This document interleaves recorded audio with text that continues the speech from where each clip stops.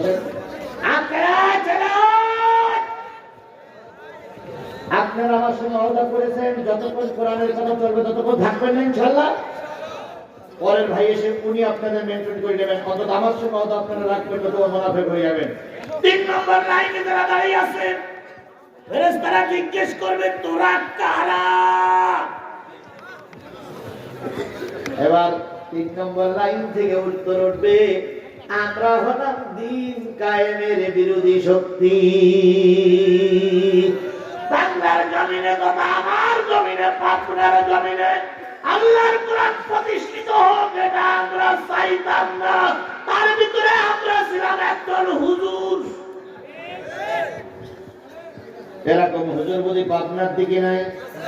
এরকম হুজুর বুঝি পাবনার দিকে নাই? এরকম হুজুর বুঝি পাবনার দিকে নাই? বিশ্বাস করো মৌলবীরা, বিশ্বাস করো বক্তারা, বিশ্বাস করো মুহতামিমেরা, বিশ্বাস করো প্রিন্সিপালরা, 54 বছর পরে আল্লাহ একটা সুযোগ আমাদের দিয়েছে। এই সুযোগটা যদি কাজে লাগাতে না পারি তার জন্য একদল হুজুররা দায়ী, হুজুররা দায়ী, হুজুররা দায়ী। আল্লাহ রহমত করেছে হুজুররা এবার এক প্ল্যাটফর্মে এসে গেছে। একটু সুবহানাল্লাহ জোরে বলা যাবে না? হুজুর এবার সব এক প্ল্যাটফর্মে এসে গেছে। কথা বলেন ঠিক না ঠিক?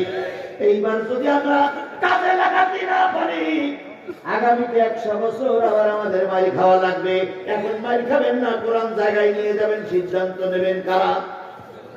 আপনারা সিদ্ধান্ত নেবেন, জনগণ। সুতরাং আমার দাবি হলো কোরআন কাঙ্ক্ষিত জায়গায় নিয়ে যেতে হবে। সবচেয়ে বড় দায়িত্ব কাদের? আলেমদের, হুজুরদের।